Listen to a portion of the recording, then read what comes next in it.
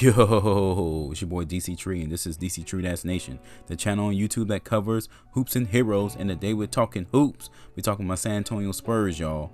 And we are talking about Dejounte Murray's message to fans and Spurs Nation everywhere earlier today. He basically tweeted, well, I think he did on his Instagram, that all the Spurs losses so far this season are on him, and he's going to be a better player and he's going to do better. You get what I'm saying? And I appreciate the courage and the sentiment, but I gotta tell you, man, I was a little confused by this. What you talking about? What you talking about? What you talking about? What you talking about, Willis? Because don't get me wrong, he hasn't been playing perfectly. His percentages are pretty bad. They're pretty low from the 3-point line, from the field goal percentage, and Lord knows he missed some free throws the other night too. So I get him feeling guilty about the situation, but by any means, not by any means, is this completely on him. You get what I'm saying? The team as a whole has holes. You get what I'm saying? The team as a whole has some issues to take care of.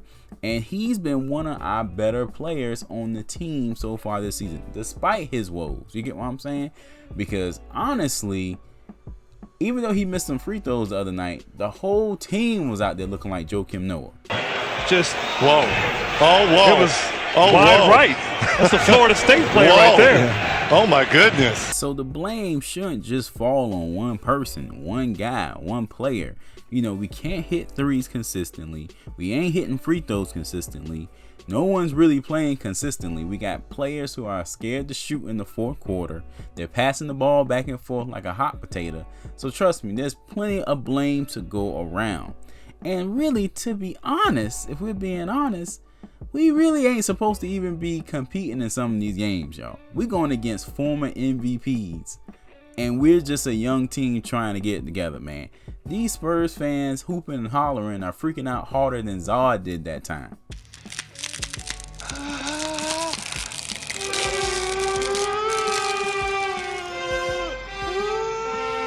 I mean, honestly, what did you expect? Sunshine and rainbows?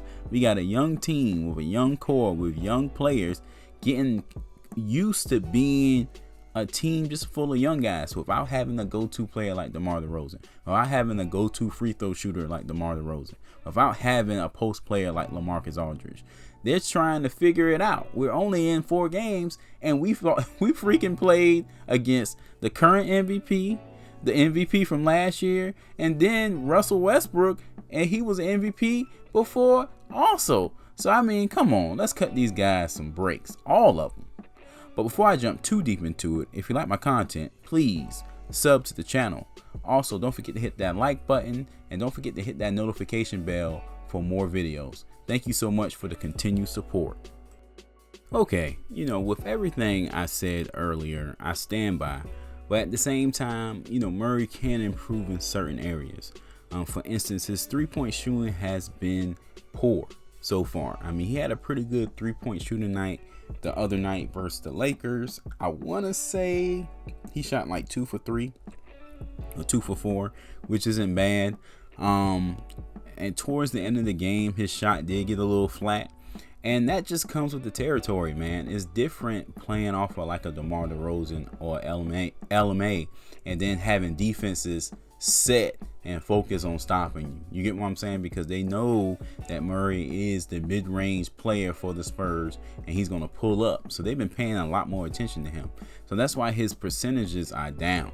You know, his overall field goal percentage is really low. I think like 38%. So it's going to inch back up over time, but that's something he definitely needs to work on. Also, the free throw shooting. As the point guard, you always got to keep that free throw percentage up there. I've been very critical of Ben Simmons and his free throw percentage, so I have to be consistent and, you know, check my boy Murray on that same front. But like I said, man, you know, the Spurs, they're not really doing bad, man. They competing every night. They competing in the game. And then towards the end of the game, they start to get lost a little bit because we don't have that go-to guy. that person that can get us a bucket. Remember, Murray isn't an offensive player necessarily. He's more of a stat stuffer. And that's what he did the other night with the 20 points and with the 15 assists and the 12 rebounds and all that.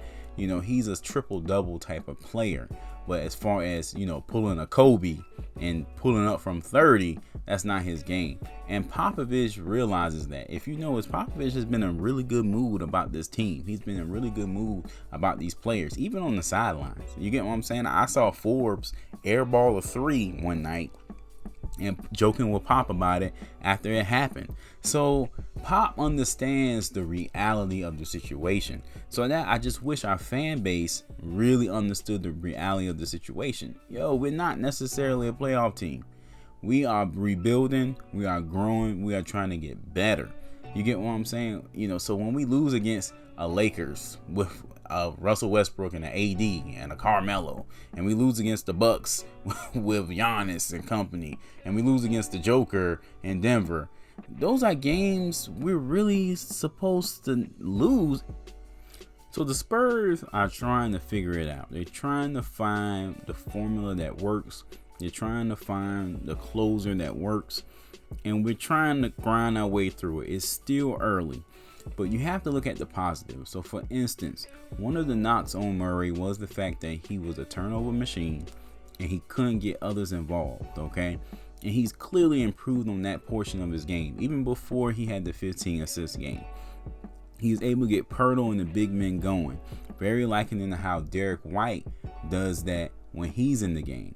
So, you know, let's try to look at the positive side of things, guys. Not everything is gloom and doom. Let's be objective about the Spurs' current situation. At the end of the day, I think I just kind of made this video. And of course, Murray's not going to see this, but I just want to say, brother, it's not your fault that the Spurs are losing. It's not your fault. You know, of course, there's some things you can improve on as an individual. But you win as a team, you lose as a team. And trust me, everyone's making their fair share of mistakes. But honestly, and I'm trying to be objective when I say this, you guys aren't playing that bad. You get what I'm saying? Really not bad at all. You guys just had a couple slip away. You could have easily been 4-0. A call here and there. One game, the refs messed us up. That Denver game messed us up. The referees messed us up. You know, the Bucks game, we had some iffy calls on that one. You get what I'm saying? And then in the Laker game, we choked it away by just missing a bunch of free throws, shooting like 50%. That's wild from the free throw line. You get what I'm saying? You make a few more gimmies and we got that game in hand. Heck, even that game went to overtime. So, I mean, I understand the sentiment, and I understand as a competitor, he doesn't want to hear none of this. He wants to win. And that's how you're supposed to be. But at the same time, this message is for him. This message is for Spurs Nation. This message is for those spoiled fans that's used to us winning all the time. If you know hoops and you know basketball and you understand the NBA, you watch other teams other than just the Spurs, you will realize that this San Antonio Spurs team is playing damn good. Playing damn good. We 1-3. We're playing damn good basketball. Honestly. You just need to tweak some things here and there. Get some plays at the end of the game. Get some more people involved at the end of the game. But like I said before, not everyone is, you know, running to be that guy to take that shot. You know, Lonnie didn't really was taking those shots at the end of the game. Derek White wasn't taking those shots at the end of the game. You see what I'm saying? So Murray was trying to make something happen, and maybe he went one-on-one a couple more times than he should have. But that's what happens when you don't have any structure to who's going to take the last shot or who's going to be the closer. So hopefully the Spurs can work on that and get better, man. I look forward to watching them try. All right, guys, that's it for this one. Let me know what you think of the video. Like the other videos, subscribe to the channel, hit that notification bell, and I will catch you in the comments. Peace.